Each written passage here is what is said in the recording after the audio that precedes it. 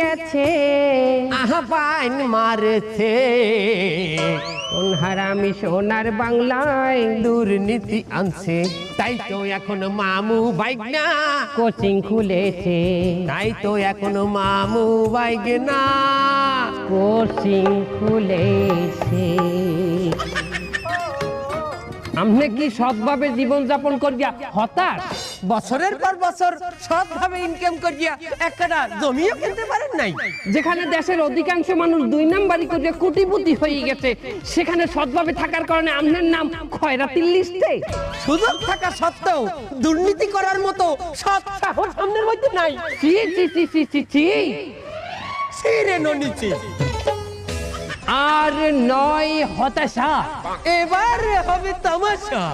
সৎ নিষ্ঠাবান গরিব ও ফকির মিসকিনদের জন্য আমরা খুলেছি দুর্নীতি